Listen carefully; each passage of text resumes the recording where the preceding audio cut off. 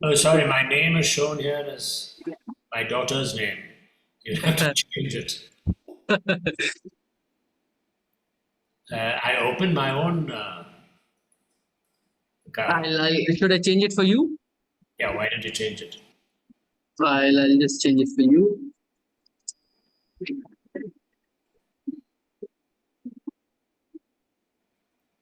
I've changed it now. Okay. Great.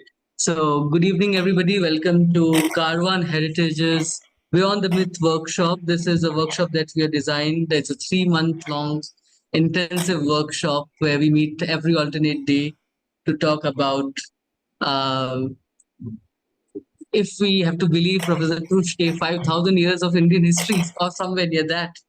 It's a long, long durée of history, as the Anal school would say. But a very important uh, thing which we must do in India today. And I'm happy that a lot of people have joined in to be part of this workshop, to learn history, and as in to get a new perspective on the past, if not the perspective of the past. And Indian history cannot exist in isolation. We must talk about global histories and what is going around the world as well. And today, one of the most important news headlines, apart from who is getting married to whom and who is getting the American politics, uh, another thing which we often get to read is about the Palestinian war and Israel. So, to give a historical context or the historical origins of the Palestinian war, we have Professor Madhavan Palat, who is a former professor of history at the Center of Historical Studies, Jawaharlal Nehru University. And he's considered to be a foremost scholar in the realms of Russian and European intellectual history. So, and Professor Palat has agreed to very kindly deliver 2 lectures for us. One is on the Palestinian war in July, and the August lecture is a surprise for all of you. So we won't tell you the topic right away, but you'll have to wait till August to know that. But thank you so much, Professor Palat, for accepting this invitation, and we are very eager to hear you now. So over to you. I'll see you in the Q&A session. Okay. Do I have to click OK for recording? Yes. Right. Good. Shall I start now? Yes, sir, you can start. Yeah. Interesting. How many people are attending? So we have about 17 people at the moment. Okay. Right. So the topic of the lecture is the historical origins of the war in Palestine. And I'm dealing with just the period from the late 19th century up to 1948, when Palestine, or rather Israel, was created. All the conflicting parties and all the positions of the various world powers were established in the course of that half century. And if we make an effort to understand what happened during that time, we will, I think, understand what has happened thereafter. Of course, there are many moves made by the different parties in the course of the next 70 years, one way or the other. Palestine trying to get itself established as a state, and Israel adamantly refusing to do so, until it has culminated now in this hideous genocidal war. But it is actually a continuation of all that is happening until 1948. So let us attempt to understand that phase, and then we will understand the rest. I don't need to elaborate the details of the later phase, but it's the first phase that is important. The first point for us to look at is the nature of the war. The war has the whole of the Western world, in fact, the whole of the developed world, on one side, with its unlimited resources, financially, economically, technologically, and anything you can think of, all united against Palestine. Palestine has no state. It has a bare organization of something like a state. It's not really a state. Hamas and PLO were not states. It has almost no resources financially. It's living on charity. It has been almost perpetually at war with Israel, and it is always at the receiving end. It can never win it. The opponents are so overwhelming in their capacities. Now, the important point is to ask, how is it that a war of this kind of asymmetry is taking place and has been going on for the past century, from the 1920s until now, and there's no end in sight? Why should it happen that the richest states in the world should collectively gang up against a helpless, small number of people in Palestine and try to exterminate them virtually, if not expel them altogether from Palestine? The Palestinians have absolutely nothing on their side except their own nationalism, their conviction that they are entitled to be in their own country, and the readiness to fight and to die. There's practically nothing else that they have. They do have the support of one or two small actors, and to a certain extent from others in the neighborhood, but that is so limited compared to what Israel has, which is a strike arm of the United States and of the whole of the European Union, and so on. So how does this happen? Well, we must go back to the late 19th century. The Jews in Europe at that time argued that they must create a Jewish nation in Palestine. The ideology for creating a Jewish nation in Palestine is known as Zionism. That is, that particular form of nationalism. Not all Jews are Zionists, but all Zionists are Jews. And not all Jews are obviously Israelis. There are lots of Jews outside Israel, especially in the United States. So the theorists of this Zionism in the late 19th century and early 20th century were three main thinkers and activists. One was Theodor Herzl, an Austrian journalist of great ability. The other one was a man called Vladimir Jabotinsky. It is spelled with a J, but pronounced Zha, Jabotinsky. He's a Russian from Odessa, a Russian Jew. Vladimir is the name he used in Russia, but otherwise in Israel he's known as Zeev, Z-E-E-V. And the third is a name that's very well known, David Ben-Gurion, who was the first Prime Minister of Israel who announced the creation of the State of Israel, and is a great national hero there. He has a status something similar to that of Jawaharlal Nehru here, but better than that because he has no opponents there. In India, Nehru is subject to severe critiques by the Hindutva right. Ben-Gurion is not. Now, their collective argument, if I sum it all up, lies in this: that Jews are not safe in Europe, and by that, by extension, anywhere else in the world. They are a persecuted minority, and that they have been a persecuted minority ever since they were expelled from Jerusalem in the year 70 AD by the Roman Empire. They have been scattered across Europe and parts of the Middle East, and have been persecuted everywhere because they're a minority everywhere. So the answer to that is to find a place where they cannot be persecuted. They found that after the French Revolution, when the Jews were emancipated, that is, they came out of the ghetto and they were given equal rights with the rest of the citizens, or almost equal rights, even then they were not equal to the rest. They were still persecuted and subject to severe discrimination.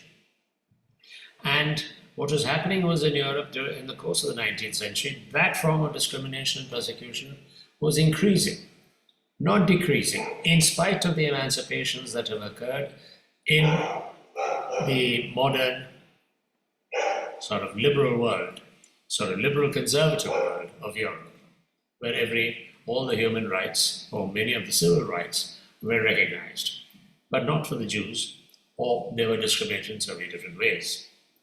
What they found was that as they were Jews, they secularized, many of them, and tried to what is called assimilate. That is, if you are living in France, you became a Frenchman. If you're living in Germany, you became a German. And it didn't matter whether you were a Jew or not, or so they thought. How does it matter? After all, the world is becoming secular. So if I'm a Jew and you are a Christian, but we are both French, how on earth does it matter?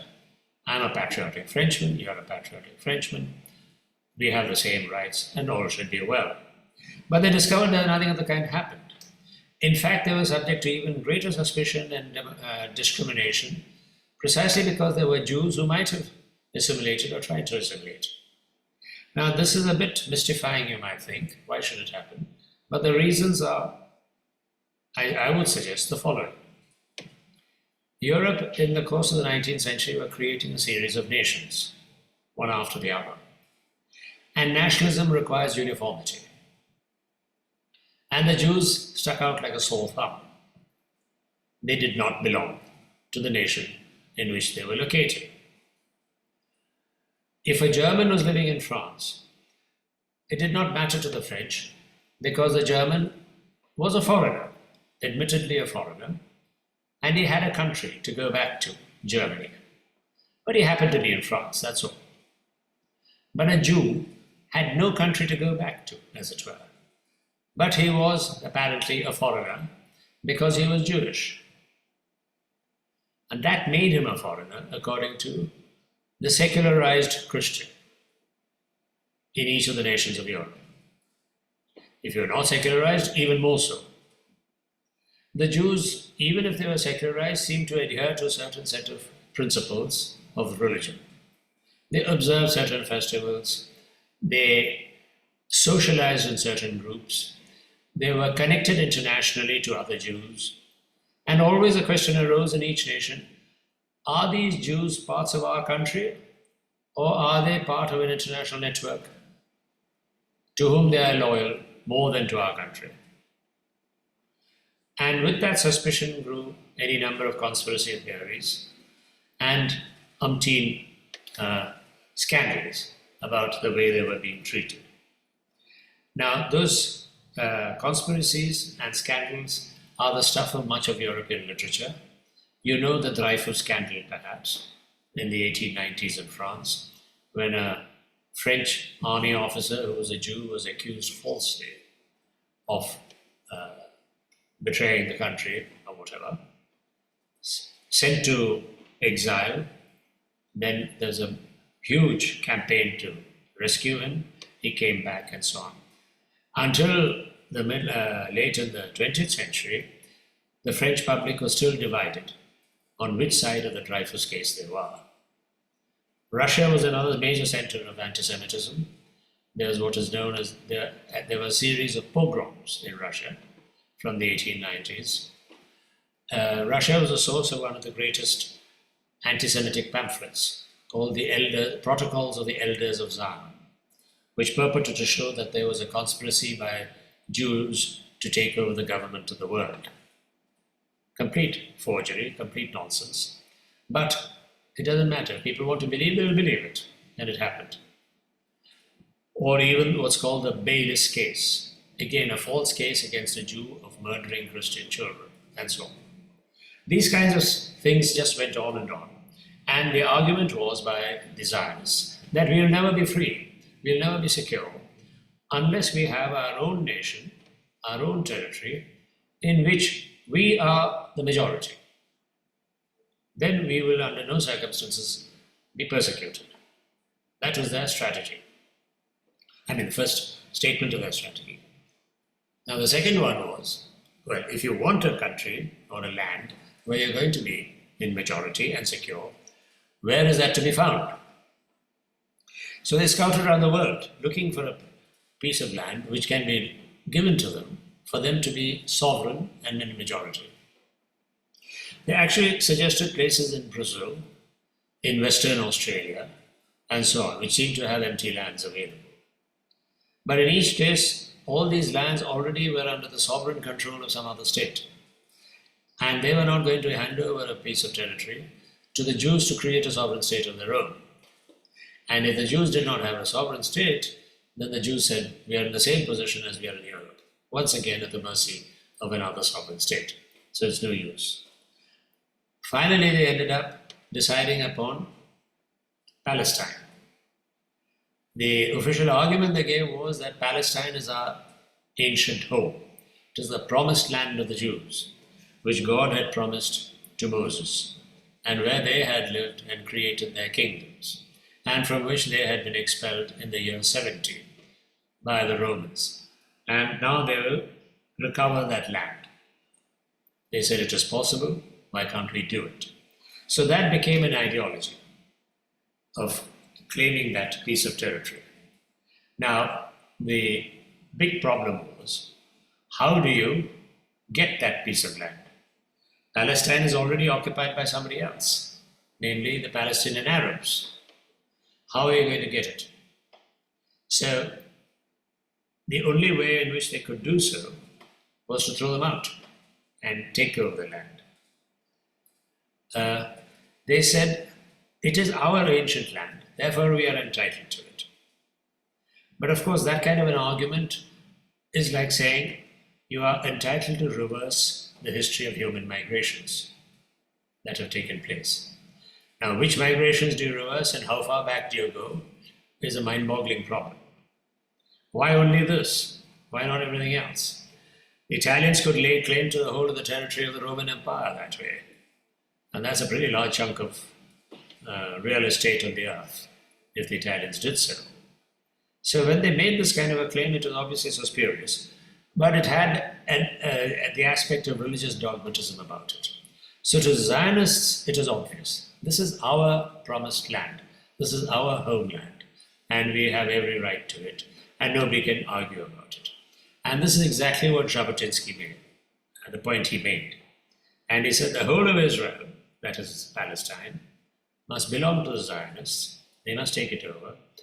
And that Israel will be not merely Palestine, but the land beyond the Jordan River, that is, extending into the territory of modern Jordan. He called it Eretz Israel, or the land of Israel, an ancient biblical term. Now, having declared this objective, the big problem is how do you realize it? And how do you overcome the Arab objections? Jabotinsky was a chief theorist here. He said, yes, of course the Arabs will object. Naturally, nobody wants to become a minority in their own country. And then he made the surprising argument that the Arabs really do not have any right to their land merely because they're living in it. We have a right to it because we have no land. We have no homeland of our own. So those who do not have a homeland have a right to the land which is underoccupied, which has vacant space. Now, Palestine, they said, has a lot of vacant land. It is underpopulated, and they cannot cling to it. We who have no land are therefore entitled to take it and use it. We are a homeless people, and we must have the land. So their slogan was, a land without people for a people without land. The land without people is meant to be Palestine, and the people without land are the Jews. But it so happened, Palestine was not a land without people. It had Palestinians. It may not have been as densely populated as some other parts of the world, but there's no way by which you can arrive at any rigorous definition of underpopulation or of unoccupied land. Well, how would you say that some land is underpopulated? If you, at a common sense level, you'll say the whole of Siberia is underpopulated. Tibet is underpopulated. Most of Canada is underpopulated. The Amazon desert is. Vast stretches of Africa is. Perhaps the center of Spain is. Northern Scotland is. There are hardly anybody living in such places. So why is this place singled out more than anything else? And how do you arrive at a figure as to what is adequately populated? In 1947, India had a population of 340 million, and it was considered overpopulated already.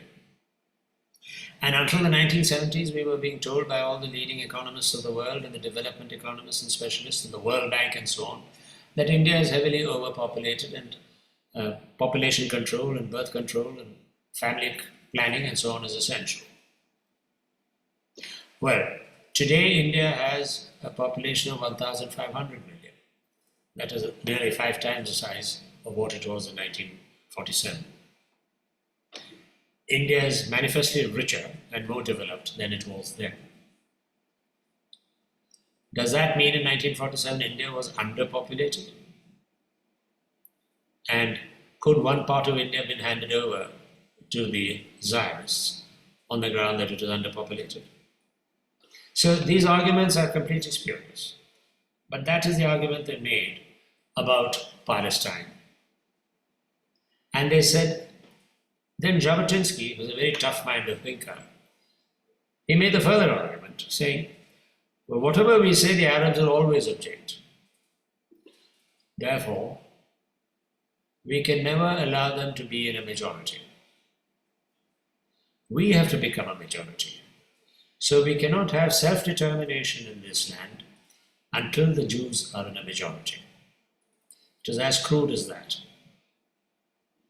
After that, the Jews will accommodate the Arabs.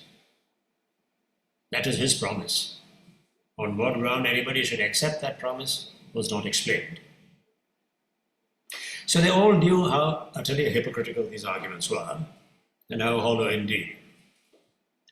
And even as late as 1956, Ben Gurion has said to Nahum Goldman, who is another one of those theorists, not so well known as these others, let me now quote from what he said. This is his words. Why should the Arabs make peace? If I were an Arab leader, I would never make terms with Israel. That is natural. We have taken their country. Sure, God promised it to us. But what does that matter to them? Our God is not their God. We come from Israel, it's true, but 2,000 years ago. And what is that to them? There has been anti-Semitism, the Nazis, Hitler, Auschwitz, but was that their faith? Was that their fault? They see only one thing. We have come here and stolen their country. This is Ben Gurion saying, we have stolen their country. Why should they accept that? They may perhaps forget in 1 or 2 generations' time. But for the moment, there is no chance. So, it is simple. We have to stay strong and maintain a powerful army. Our whole policy is there. Otherwise, the Arabs will wipe us out. This is Ben Gurion speaking in 1956. It is as clear as you can possibly want it. So, the Jewish solution to the problems that they are going to face is that the Arabs have to be dealt with properly, as it were. Either they have to be deported, sent away somewhere, or they'll have to be exterminated. Conceptually, there's no place for Arabs or Palestine in the new country that the Jews are going to occupy.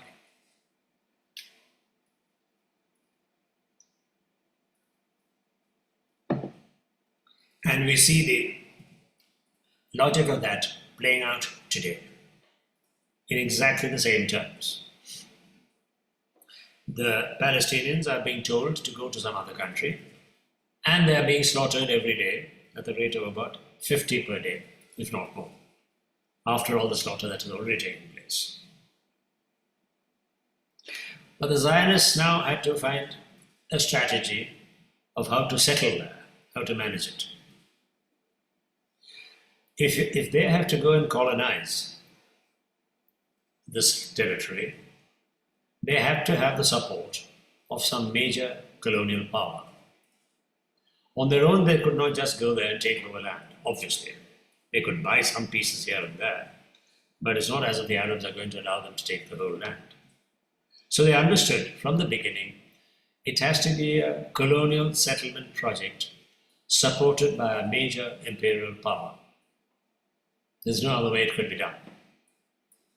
So which is that imperial power? They scouted round. They first asked the Sultan of the Ottoman Empire, but he was not interested. He didn't see why he should displace the Palestinian Arabs to bring in the Jews. Germany was tried out. Germans also were not interested because the Ottoman Empire was an ally of the Germans. So why should they trouble the Ottoman Empire? I must remind you that the whole of the Arab world was under the Ottoman Empire. Then they approached the Russian Empire. No luck there either. It was too complicated for Russia to handle. They said no. They had enough problems of their own. That left the British and French empires.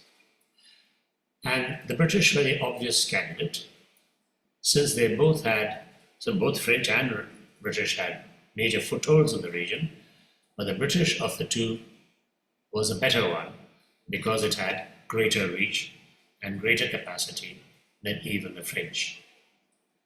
So from the beginning, the entire Zionist nationalist project was a nation to be planted as part of an imperial colonial colonization project, and no other thing, no other way.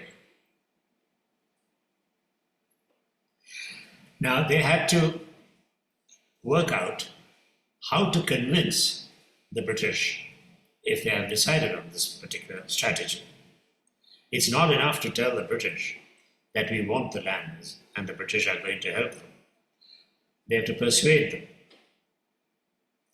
And here the clinching argument to attract the British was a strategic one. They said, we will set up Palestine as a European bastion amongst the Arabs. It will be a European power planted in the Middle East. And it will keep the rest of the Arabs under control. So to act as a sort of agent of the British Empire in that region. A Jewish Palestine will be permanently allied to the Western cause, which no Arabs will be, obviously. As Theodor Herzl said, we should there form a rampart of Europe against Asia, an outpost of civilization as opposed to barbarism. I need hardly tell you what barbarism meant here. So this, in outline, was the entire Zionist strategy, all these particular aspects of it. Now, what was the British strategy? Why did they accept it? How did their public get into the game? The first moral argument they made came from the Christian Zionists. Now that's a surprising expression. There were Christians who were supporters of the Zionist cause, and they're called Christian Zionists. They were supporters because they were Christians, not Jews. And it was particularly present amongst the Protestant Christians, especially in Britain. This particular ideological grouping is known as the evangelical Christians. And they believed that the Jews had the right to return to their ancient homeland. They should be restored. They were profoundly Christian, devoutly so. Because the Bible described this country as Jewish, then the Jews should be restored to that country. So these evangelical Protestants were quite a large number and amongst the British establishment. It was not a popular movement in that sense, but among the establishment it had very important adherents. And amongst them the most important and notable was a man called Antony Ashley Cooper, better known perhaps as the 7th Earl of Shaftesbury. From the name you can make out that he belonged to the pinnacle of the British establishment in every way, immensely well connected, very much part of the upper class. But he was also something more. He was a major social reformer. He conducted full-scale campaigns of social reform for education, housing, labor, especially child labor, chimney sweeps, miners, for improving the conditions of mental asylums, general social welfare, limiting the opium trade, and he worked for Catholic emancipation. At that time, that was a big cause in English politics. The Catholics were discriminated, and he demanded, amongst many others, that they should be emancipated. So he was a man of good causes, something like an NGO leader today who would promote all good causes. He was one of those. And he was immensely successful. And he and people like him gave the whole Zionist cause an important moral glow amongst the Christians and amongst the establishment. So it converted the leading politicians to the cause. They gave public moral legitimation for imperial strategies of planting Jews in Palestine and denying Arabs majority rule.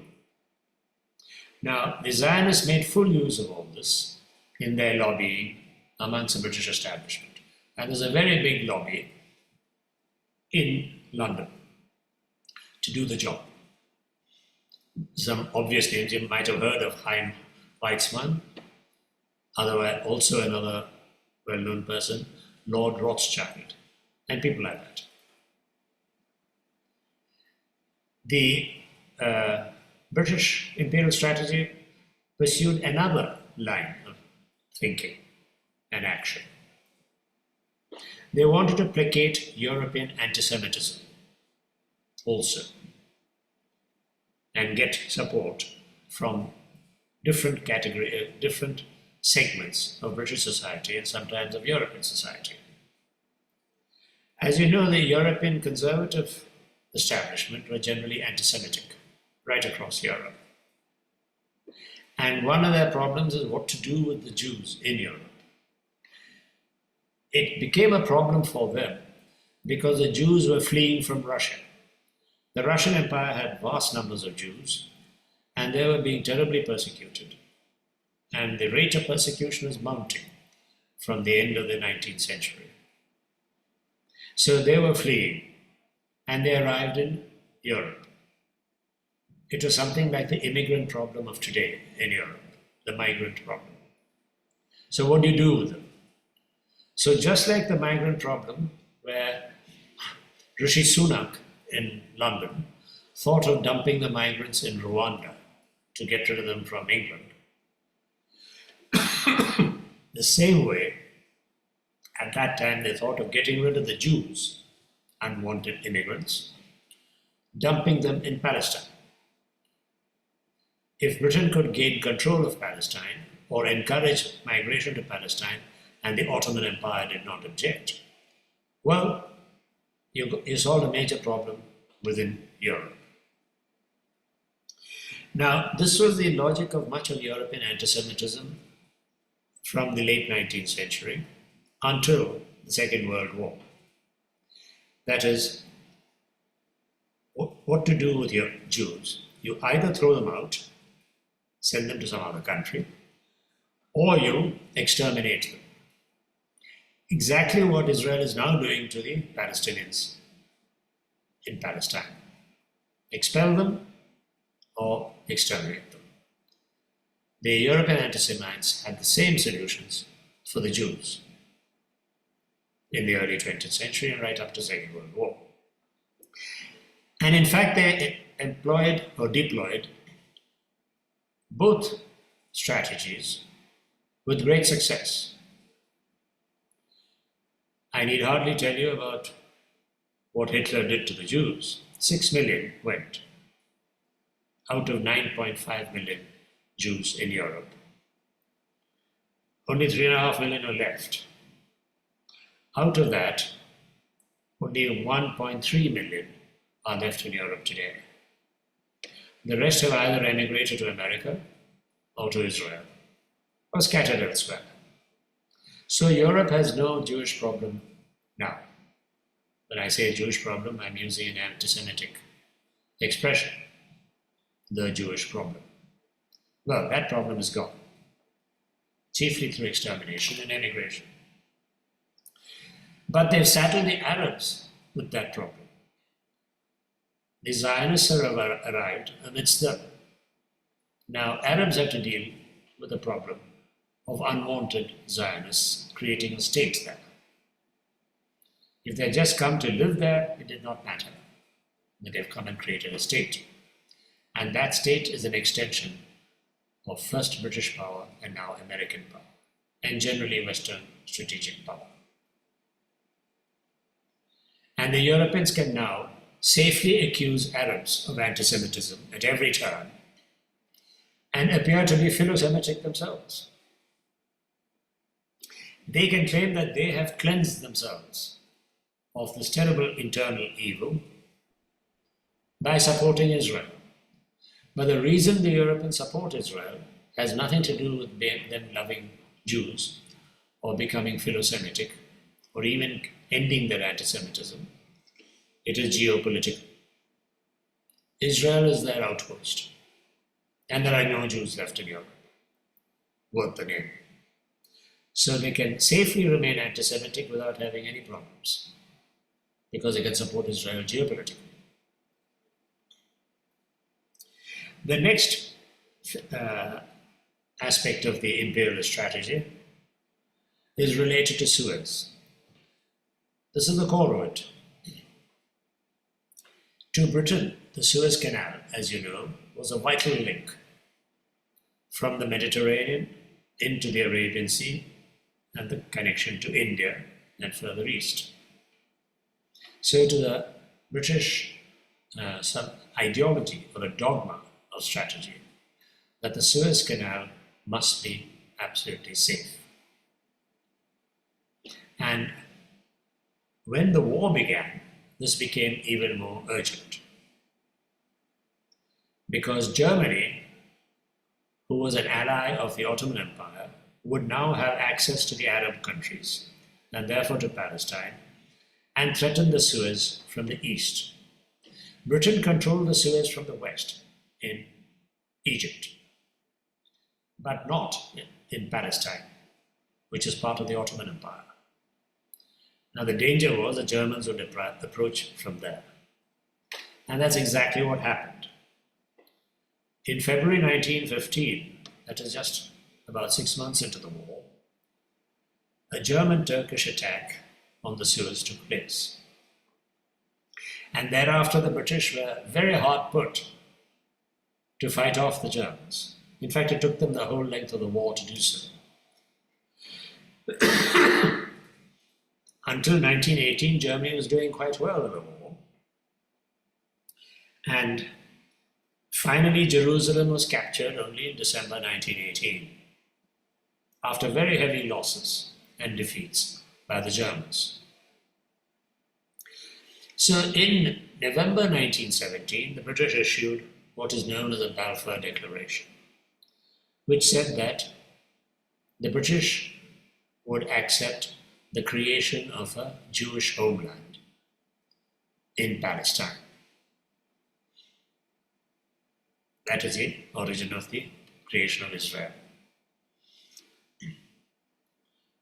This is known as the Balfour Declaration because Balfour was then the Foreign Secretary. But of course, the whole cabinet signed on. They all drafted it together. And the reason they did so is that they all accepted the strategic value of having Palestine under their control.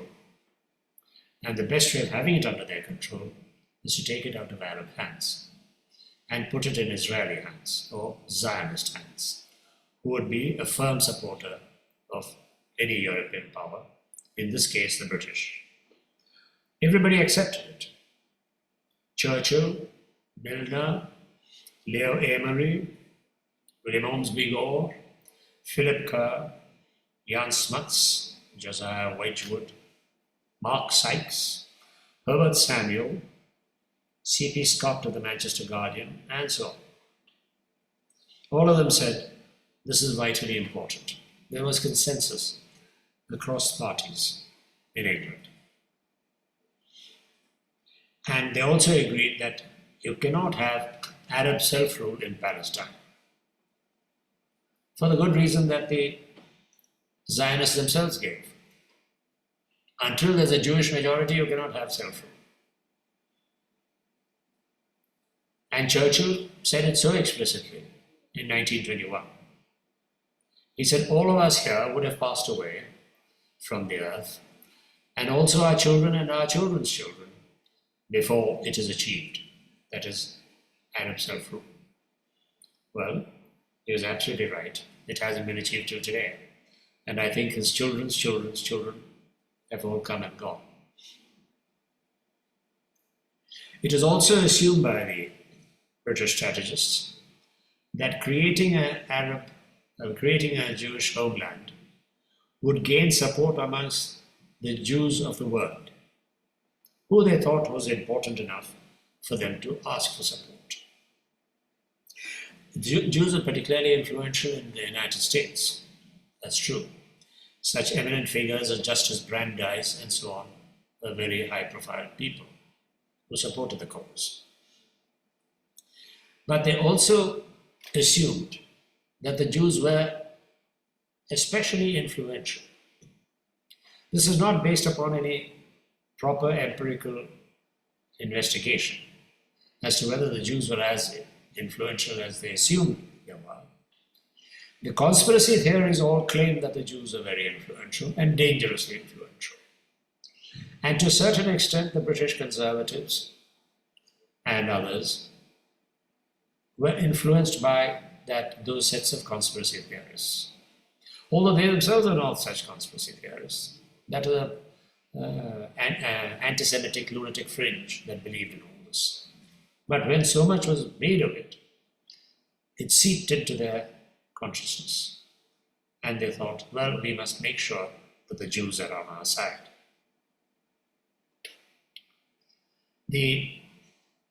But they had another aspect of strategy which had to be taken care of.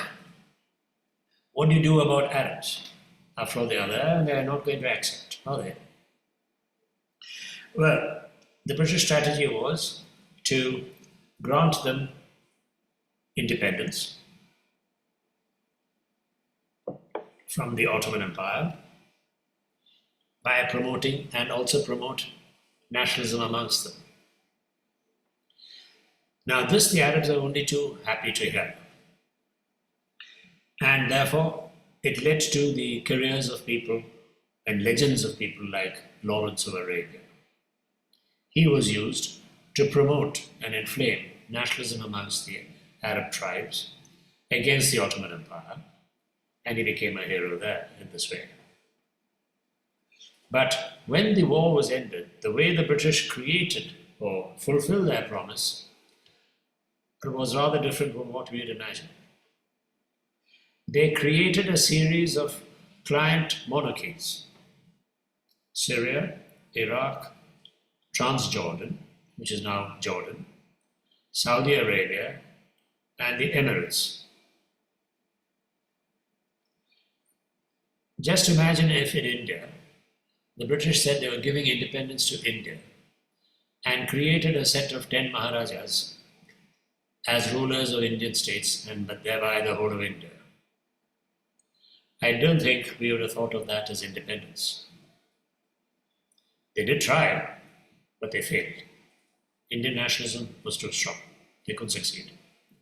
Nehru, Congress, and so on put paid to that. That's exactly what they did in the Arab world. They created a series of princes who were creatures of the British and became complete clans. They had no power of their own, no authority of their own. They depended entirely on the British, and thereby were total clans. And in Palestine, they created the Zionist state. Not yet, but they encouraged Jewish immigration. So the population balance would slowly tilt towards Jews. So both the Arab states, that is these client monarchical states, and the Jewish state that was to come, were designed for the purpose of bolstering the empire. As I said, this was the analog of the princely states in India. Now, the results of all this strategy was very visible. At the time of the Balfour Declaration in 1917, Palestine was 94% Arab Palestinian. The Jews were just 6%. By 1931, the Jews were 31%. In 1936-39, the Palestinians rose in revolt when they saw their country was being handed over to the Jews. And it was suppressed to the degree of viciousness that we would recognize from our 1857 experiences. Same kind. 10% of the male Arab population was reduced by this form of military repression. In 1948, when the state of Israel was created, half the Arab population was expelled. Out of 1.3 million Palestinians, 700,000 became refugees.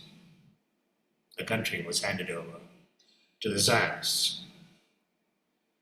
The territorial statistics are equally interesting.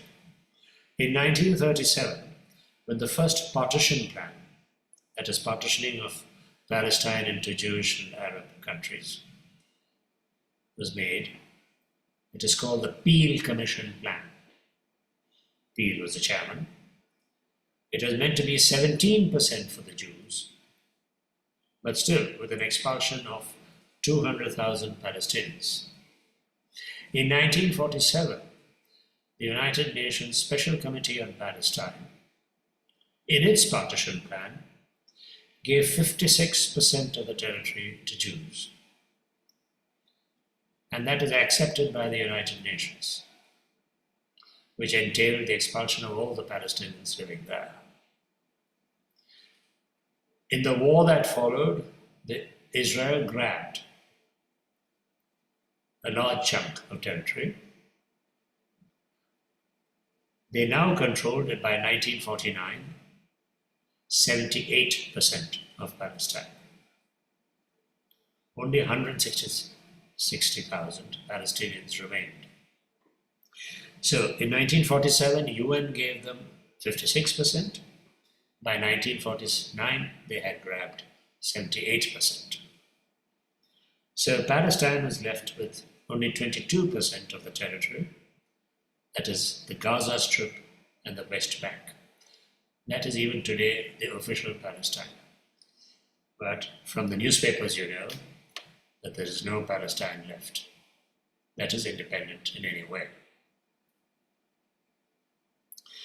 Now, the obvious question you would ask is, what are the Arabs doing?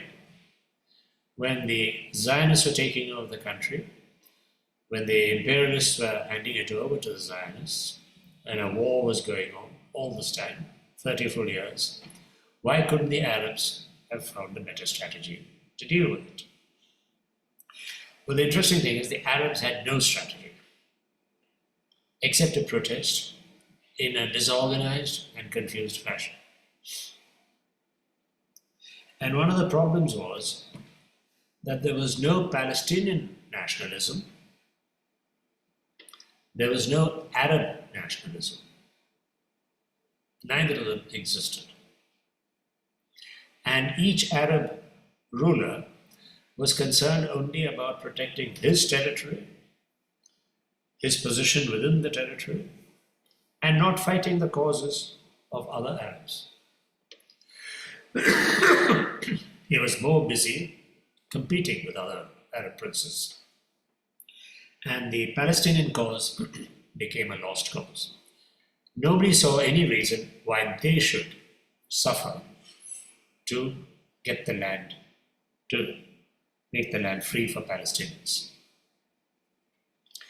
Now, in Palestine itself, the only nationalism that existed in the 1920s, from the 1920s to 1960s, was a nationalism of patrician families, leading upper class persons, who by virtue of their birth and inheritance automatically took leadership.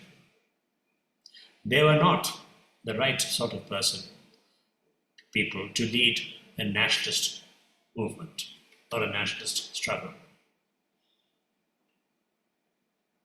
Only from the 1960s did a fully ideological popular movement emerge. That is the PLO, the Palestinian Liberation Organization, which was taken over by Yasser Arafat. And when that movement lost steam, Hamas took over. So until 1960s, you did not have an ideological mass nationalist movement at all. From 1920s to 1960s, 44 years, nothing at all. The Zionists, on the other hand, had organized themselves in the 1880s and always organized themselves with the intention of creating a state. By 1948, they had a state. And they had the backing of, well, the most powerful states in the world. They cannot lose in such conditions. Now, what about the Arab states other than Palestine? The states in question were Egypt, Syria, Iraq, Transjordan, now called Jordan, Saudi Arabia. These are the principal states. Except for Egypt, all were post-First World War creations of Britain and France. They were not traditional states. The Ottoman Empire's Arab lands were grabbed by the British and French after the World War and distributed between the British and French in what is known as the Mandate of the League of Nations. It is exactly the same as colonial territory, but they were called mandated territories, and they were mandate countries. Of these, Syria and Lebanon were under French rule, the rest under the British. And Egypt was already a British colony from the 1880s, with treaty relations with Britain. Now, the concern of all these states was bilateral relations with Britain and France. And the goal in each case was independence for themselves with the help of Britain and France, not through mass nationalism. None of them were Arab nationalists, not one of the rulers. Each was interested only in the consolidation of his rule and rivalry with the others. And each of them depended on the British to consolidate themselves. Egypt, which is the most powerful, most developed, was a British protectorate. It was nominally independent from 1922, but totally under the control of the British. And the King Farouk was always in danger of being deposed. And when he made the slightest effort at independence, he was firmly put in his place. But one of the high moments was in 1942 when the British High Commissioner, Miles Lampson, drove tanks up to the Abdeen Palace, blasted open the palace doors with his revolver, and forced Farouk to choose between abdication and appointing a British agent or British choice as Prime Minister, that is, Mustafa al-Nahas. Independence finally came only in 1952 with a revolution by Najib al-Nasser. As for Syria, it was under French rule from 1919 to 46, marked by extreme instability and did not take part in any of the Arab politics in any meaningful way. And it certainly had no role in Palestine.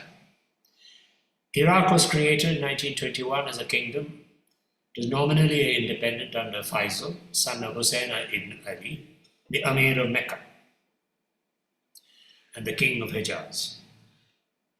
Meant to be a very ancient family of great dignity and importance, but actually a power with no power whatsoever.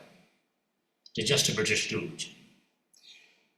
Transjordan was similarly created in 1921, but by creating the ruler who was another son of Hussein ibn Ali, Abdullah.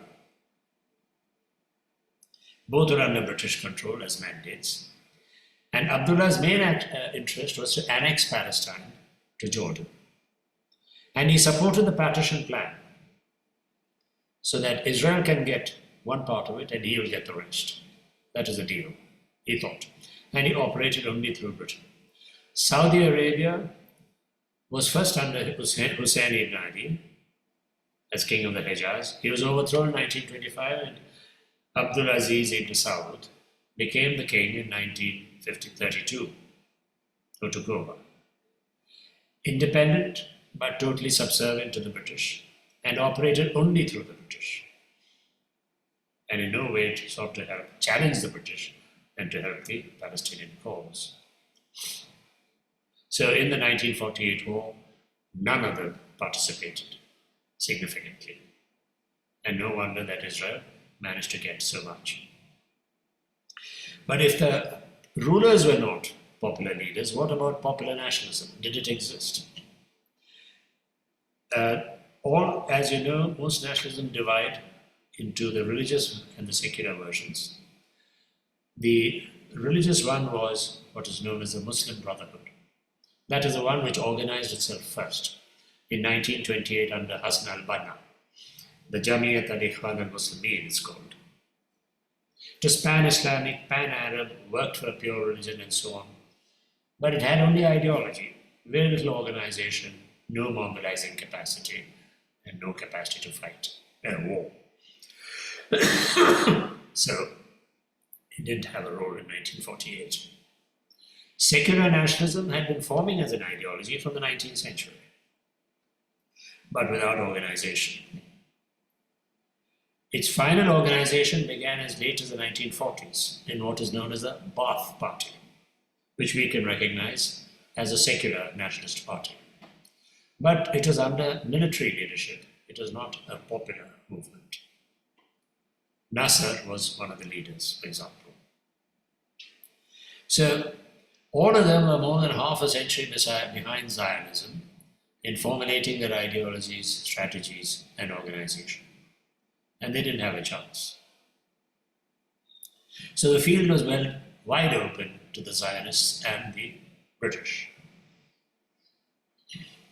Nothing happened, and it all ended up that way. And you'll see how the logic of it operated when Egypt, first under Nasser, actually sought to lead the movement and to protect Palestine. But he could not manage it.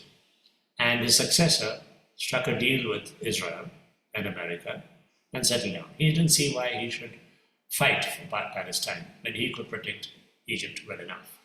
Anwar Sadat in the 1970s did so. Now it's interesting to compare this situation with the Indian one. Let me conclude on that. See, Britain planted Israel there and planted Pakistan and India simultaneously. 1948 there, 1947 here. The Arab princely states ensured the permanent disunity of the Arabs. The doctrine of the lapse of paramountcy in India was calculated to produce the same results. But it failed in India because there was a strong nationalist movement here. Britain had worked in the Arab countries to break the Ottoman control of it. So they splintered the Arabs to do so. In India, they already had control of the whole of India. So the strategy of the British to independence in India was to find a client independent state in India. They hoped that the united India would be a client independent state. That didn't work.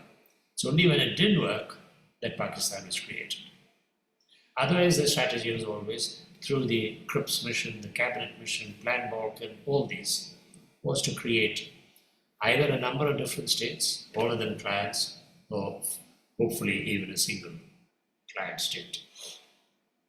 And they're all defeated because of the robust growth of Indian nationalism. Only Pakistan succeeded finally.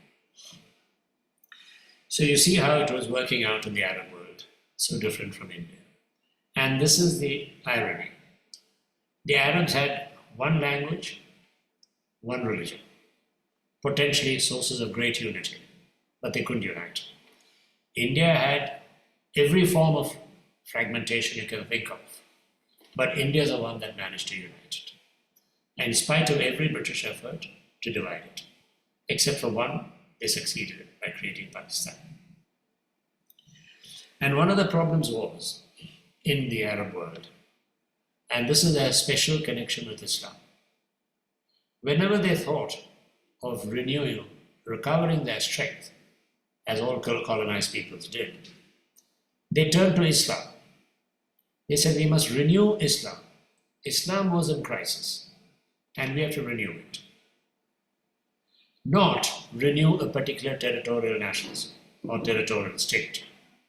It is not Egypt or Syria or Iraq or any one of these which have to be renewed. It is Islam which had to be renewed. But Islam was so large and so universal that it did not amount to a nationalism. They all became pan-Islamic pretty nearly. And that was too large for it to be handled by these states. Now, I will not go into further detail. I see my time is running short. Now, whenever they did, certain of them did think in terms of promoting Arab unity. It's not that they didn't exist, but that remained at the level of ideology. And no, hardly more than that. They could not organize themselves in larger terms. Nasser was the only one who attempted something of that sort. And you know how he failed very quickly. But the United Arab Republic was an expression of that effort. But there's a further point worth noting in comparison with the Indian, which is that when the Arabs looked for a leader, they could not find a popular leader in all their respective nationalist investigations. The large number of nationalist ideologues, journalists and writers and scholars, but not a proper political leader. So they turned for leadership almost automatically to the army, to army officers, hence people like Nasser coming up. India is very distinct from that. India had a surplus of mass leaders, and to this day, whatever faults we might find about our leadership, everyone is an elected leader. Nobody ever thought of turning to the armed forces or to the civilian bureaucracy for leadership. And neither the Indian Army nor the civil service have dared to think in terms of leadership after 1947. They have become apolitical after 1947. This doesn't mean they were apolitical before. The army and the civil service were the rulers of India before 1947. They were the political rulers. And it is our democratic movements that have demoted them to apolitical status, something which they resent, sometimes even now. Further, whenever the Arabs talked about independence, they meant only autonomy, with foreign policy, defense, and imperial communications in British or French hands. And both accepted European models and accepted their superiority. And a noted Arab scholar called Hurani, who wrote a very important book on the subject, actually observed that they had no Gandhi. Now, why did he say they did not have Gandhi? And I think the reason is this. India was committed to total independence from the 1920s. Nehru represented that, and so did Gandhi. Whatever happened, India has to be independent. It will not be a client of the British under any circumstances. It keep friendly relations, but not become a client. But Gandhi was something more. He was a thinker who had a certain independence of thought, where he made an independent global critique of modern civilization. It is not specifically meant for India alone. He was not a plain and simple Indian nationalist. He was a global thinker about the state of modern civilization and a critic of it. So in India, you had an ideological development, a reflective process, which is global, which is not confined to just India alone. Gandhi represented that. And as you know about Nehru, however much he was a nationalist, he always said nationalism has to be transcended by internationalism, by a global perspective on all matters. So in India, we had a nationalism that was imagining itself in global terms and working out theories on that premise, like Gandhi did. In the Arab world, nothing at all. They only got as far as Islam, not beyond that. And that might explain some of the weaknesses there and some of the strengths here. And we must bear in mind both India and the Arab world were subjected to exactly the same powers and the same strategies. And it's worth remembering how India so narrowly escaped. The Arabs have not. Thank you very much. Thank you so much, Professor Palat, for that very thought-provoking lecture. I've got many questions, not just about, if we can call that the paradox of the Palestinians' resilience and resistance in statelessness in some ways, because you vividly described the profound asymmetry, if you can call it, and you called it, of the war, where there's an imbalance. And but you also noted about the extraordinary heroics of the people in Palestine, the ability to keep fighting. If one has to ask, what are the deeper or non-material sources of this kind of a heroic Palestinian resistance that you see, and how has this unique statelessness paradoxically contributed to this idea or their ability to persist, even when some people might say that their obituary is being rewritten? Yeah. As you know, all nationalist movements, once a firm nationalism has gathered ground and its ideology has been worked out and a strategy has been worked out, and it becomes a mass nationalism, this sort of phenomenon appears. Many nationalist movements have this kind of a heroic phase where they accept colossal sacrifices in the course of it. Palestinians are not the only ones. I mean, it's an extreme one that we see now. But those which have gone through long struggles, one way or the other, have had to put up with fight terrible odds. Now, the Indian case, we might say we haven't put up with many sacrifices compared to what the Palestinians have. We haven't been slaughtered in the same way. Yes and no. But the point is, the Indian struggle lasted from the 1870s to the 1940s. It has fully 70 years, 3 generations in a way. All these struggles take a long time. They don't happen overnight. That is how you work out strategies, test your strengths, see whom you're pitted against, and try your best. Look at the Vietnamese from the 1940s to the 1970s. 30 full years of the most terrible devastation. French, then American. And they won it, amazingly. It's the only ones who won it against the Americans. But the Chinese, look at their civil war conditions from the post-1911 to 1949. So many parts of the world have gone through hideous and long nationalist struggles of this kind, especially when it's anti-colonial. Palestinians may not be an exception, but they, in some sense, are an exception because their cause seems so hopeless, so terribly hopeless. But look at the South Africans. Look at how they had to fight apartheid and how long they had to do it before any measure of success came their way. And for a long time, I thought it would have been impossible. But the shifts in global power structures enabled these possibilities, and it happened. So people continue to fight, expecting that there would be a shift of that kind, which will come their way, as long as they maintain courage and determination. The Irish are another example worth noting of this kind. So you've got many examples besides Palestine. I have another question, but I'll first go to Priyank Godwal, who's one of our participants. So Priyank, please unmute, and if you can also turn on your video. Also, if you can also introduce yourself before you ask the question. Am I audible? I'm audible, right? Yes. Yeah. Hello, sir. I'm Priyank. I'm currently involved in my research. I'm currently doing my PhD. Thank you so much for this very elaborate and complex lecture. Like, you went through all the strategic moments, and thank you so much for going through the entire passage of history. I have a question which you have certainly, like, to a certain extent, you have answered historically.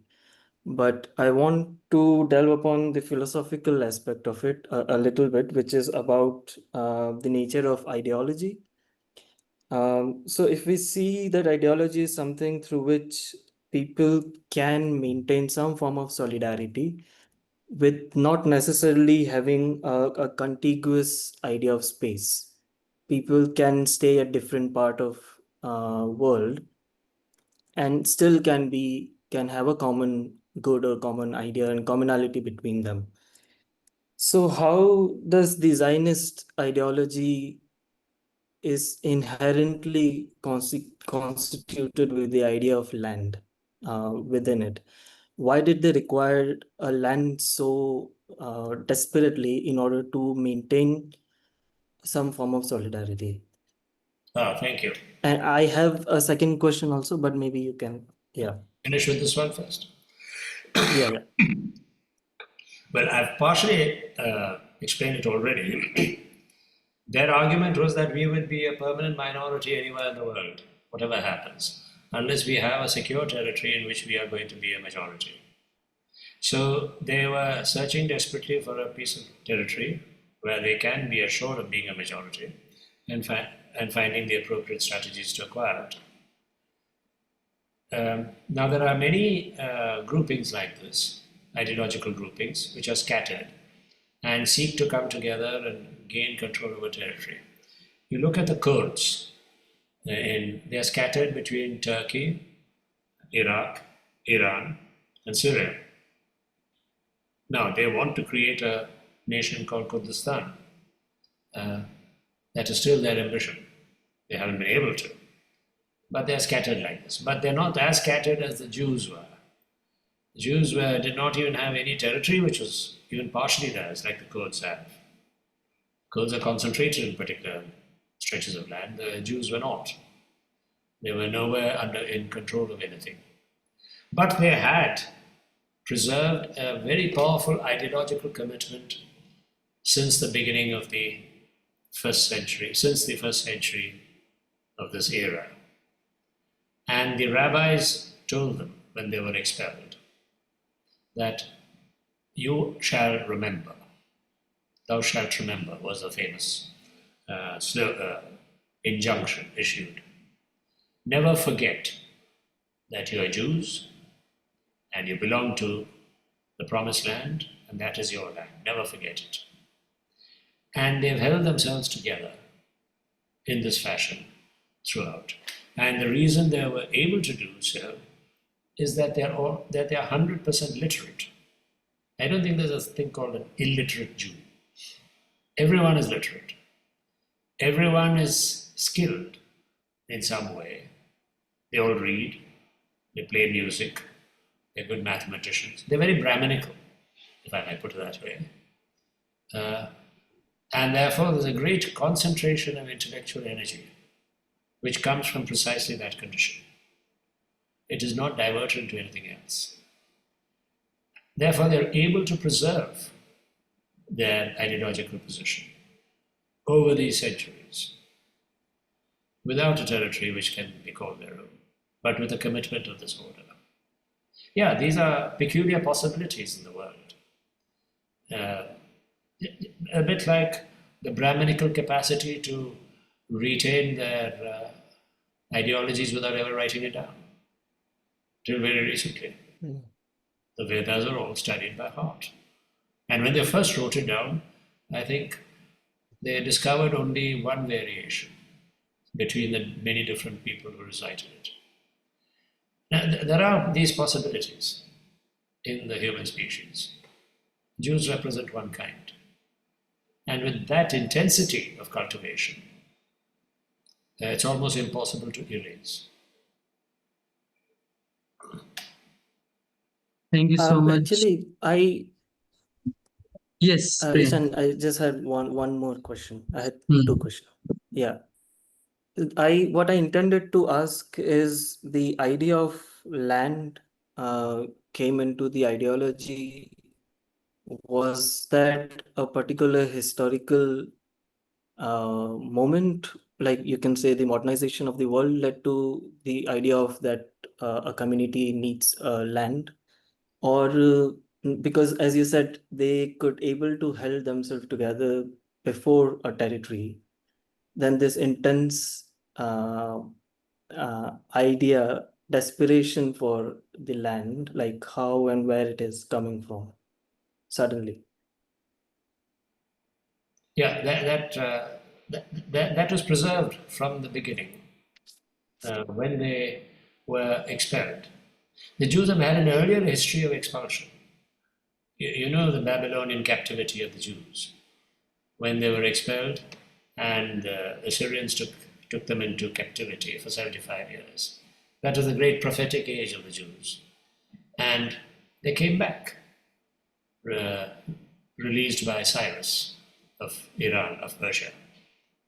So this is another expulsion that took place. And they preserved the commitment that they shall come back to their homeland. That is why it's something like a religious dogma amongst them, that this is our homeland. To everybody else, it seems an absurdity. How can you claim it as a homeland after 2,000 years? But they have preserved it as a commitment. They remembered they are the people of the book, the exilic people. They're all exiles.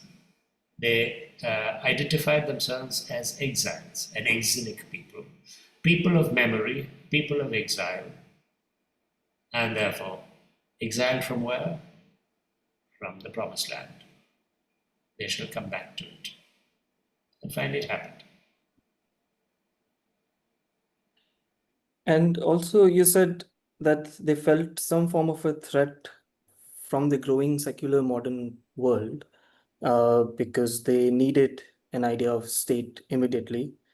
Can we say that the idea of emancipation of Jews, doesn't this modernization broke the community of Jews rather than making one state identity?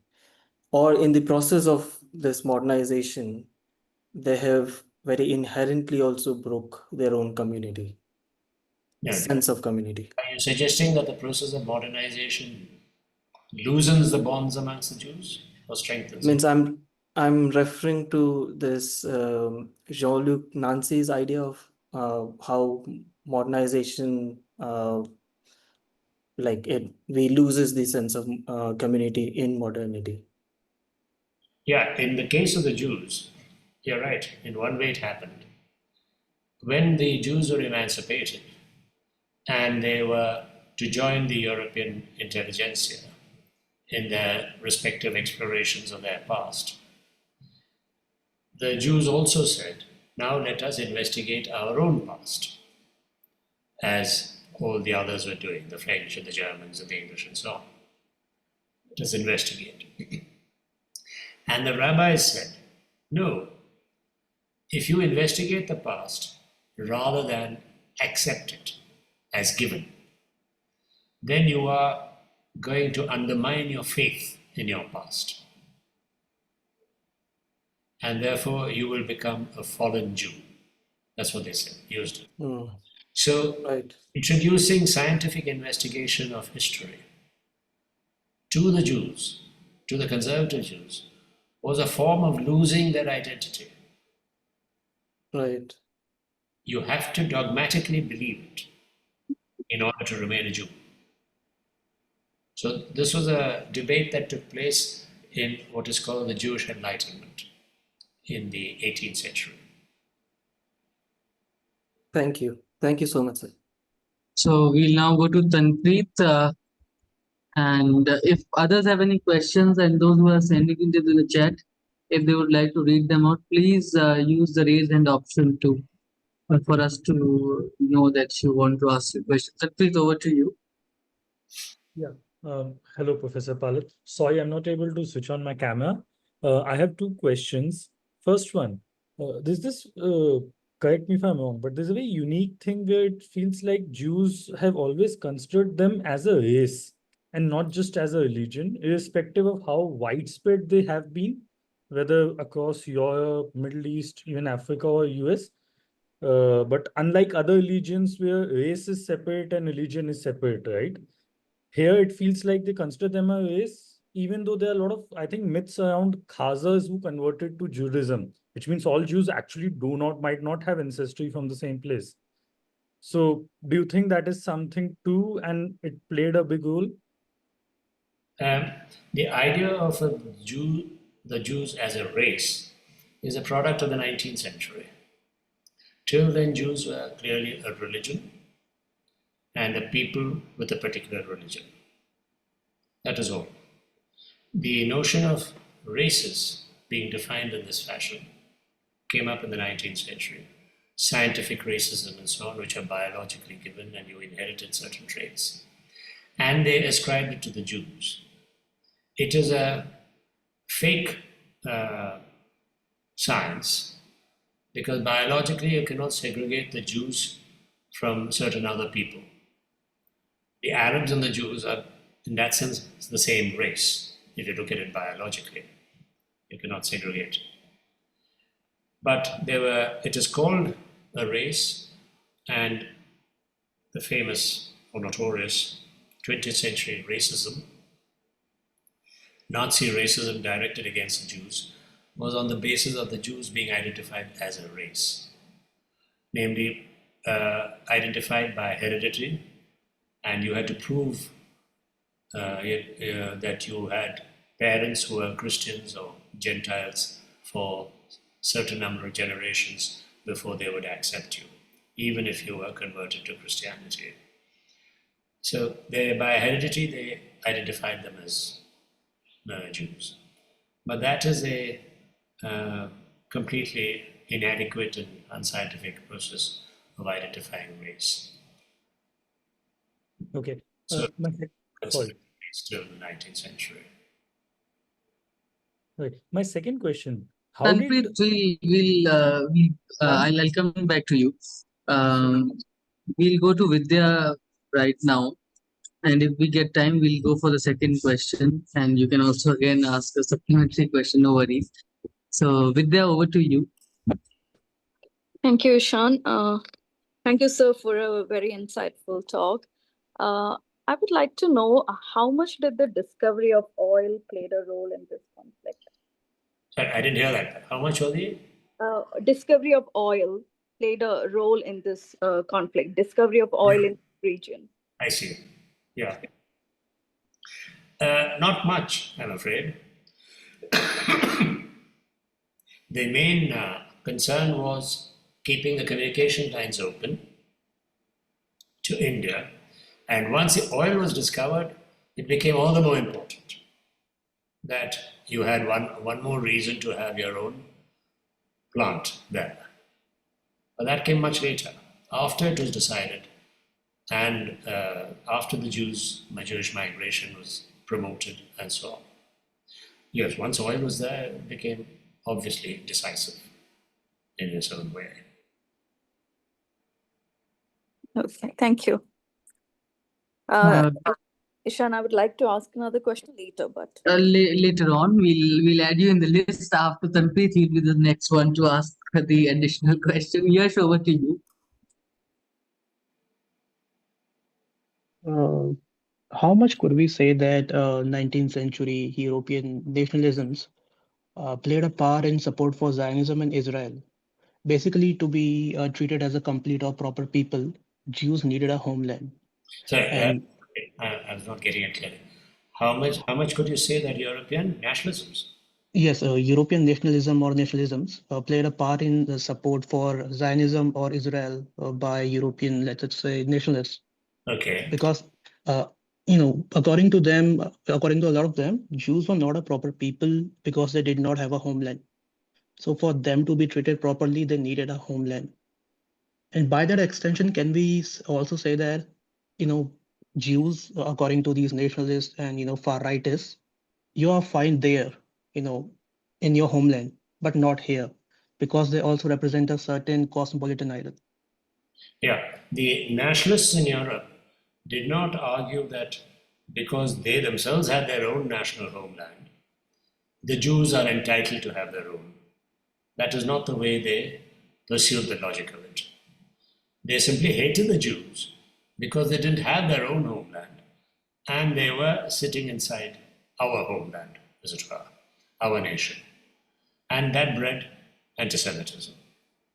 The ones who said that the Jews are entitled to have their own homeland were not nationalists, they were the Christian Zionists, as I said, were evangelical Protestants who read the Bible and said the Jews are from there and they should be allowed to go back there. As good Christians and as good biblical scholars or whatever, they said we must make sure that they go back to their home. But the regular nationalists detested the Jews. They are outsiders. Nationalists always are xenophobic, or there's a tendency towards xenophobia. And they just detested the outside foreign alien element. And they particularly detested the Jews because the Jews did not have their own nation.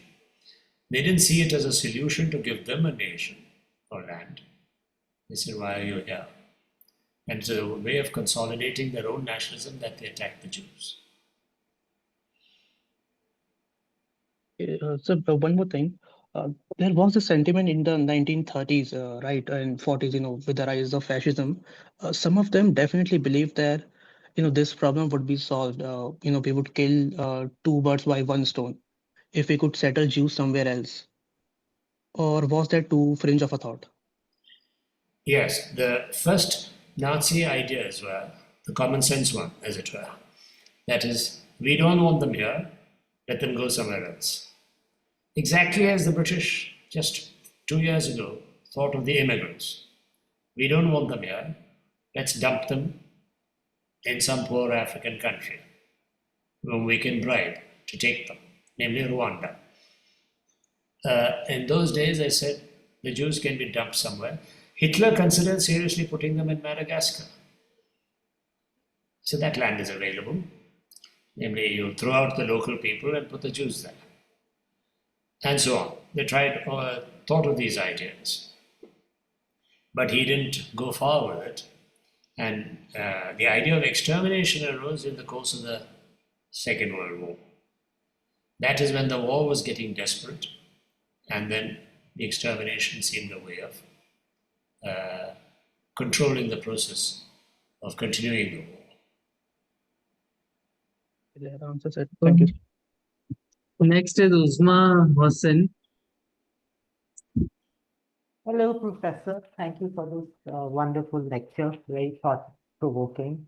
I just have a little kind of question about, the end of the 19th century or the period or maybe before, like you mentioned, this lot of this kind of debate amongst the Jews, about their status or whatever. And I'm very curious to know, like what you call the Jew Enlightenment, like how much connection did the rabbis and the intellectuals kind of engage with?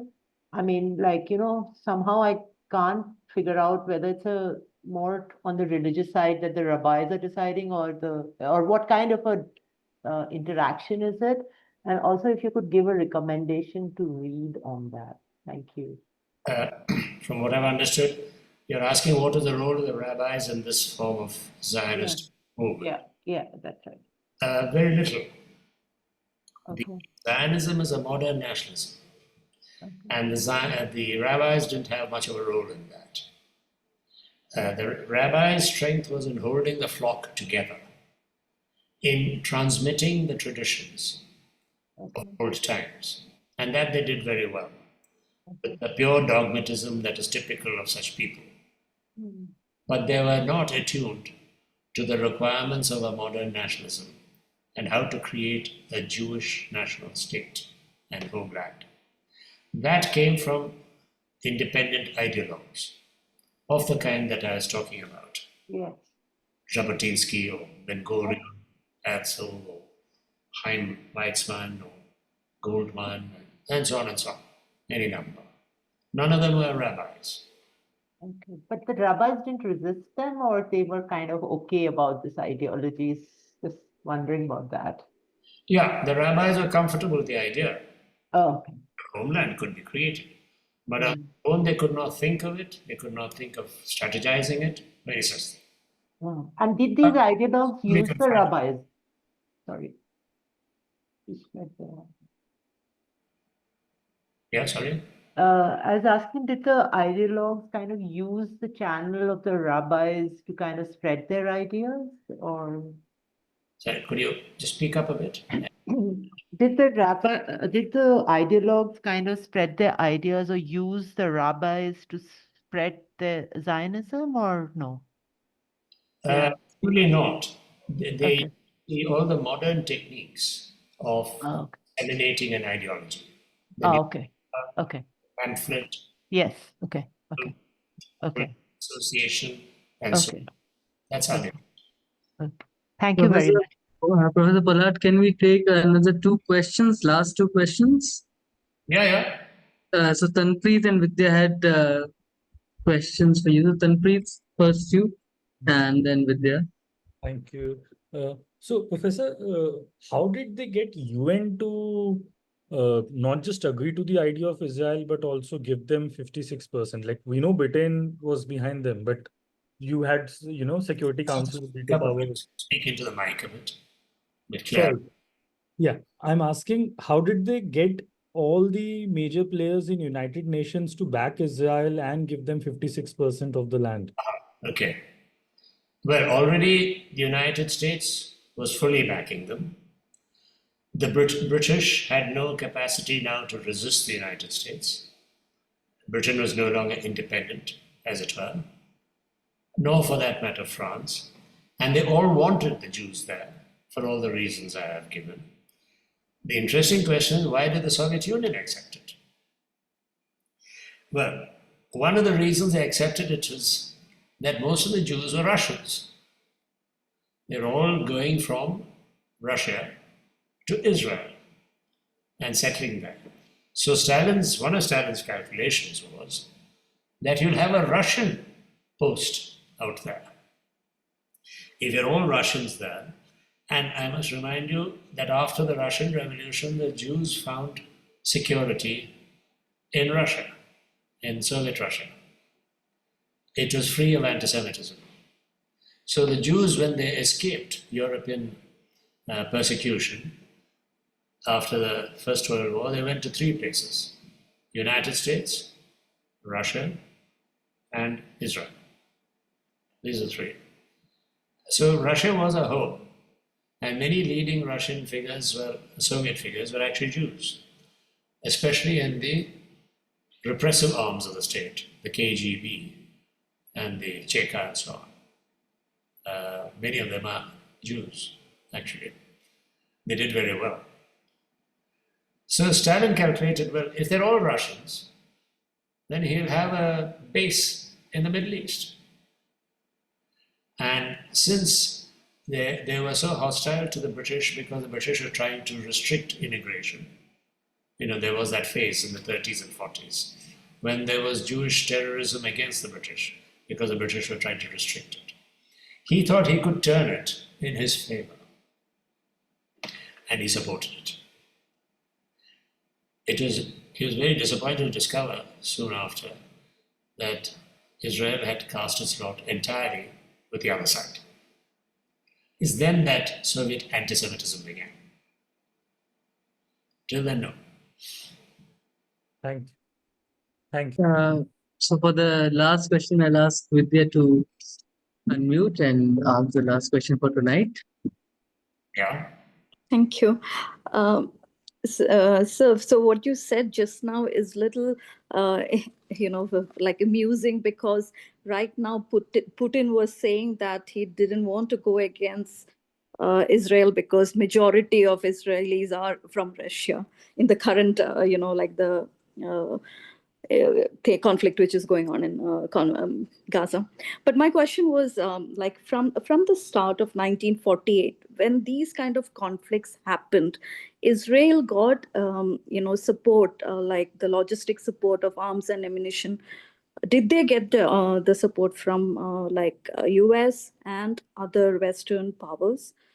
And how did if they got the support, how did that happen? Because around 48, from the First World War and after Second World War, there were many treaties with the Saudi and the Jordan and other Egypt and other by European powers, by British, that they will be given separate land and all that definition of land of Palestine and Israel and all that, which they didn't really keep up.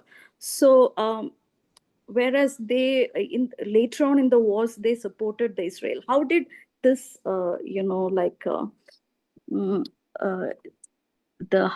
this came out? Like how did these kind of political and diplomatic strategic things happened around the world? And is it because, like you mentioned, there were no leaders in the Arab world to pursue their cause, though there were wars between Arab world and Israel happening from 48 onwards?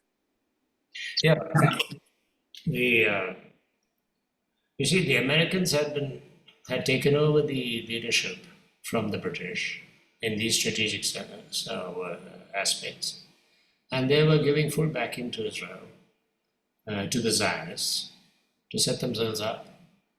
The British had been backing them till fairly late in the day, though there was a certain dissonance because the Israeli terrorist groups, Zionist terrorist groups, were attacking the British. So there was a difference there. But Britain and France were in no way restricted about how they would deal with the various Arab states. Whatever treaties they might have signed, they always had discretionary powers to depart from it in any way they wanted and to interpret it in whichever way they wanted. And all these Arab states were totally dependent upon Britain and France. So there's no difficulty there. And none of them were going to challenge the British in case they lost their kingdom. So they would not do it. So the Palestinians really had nobody's support.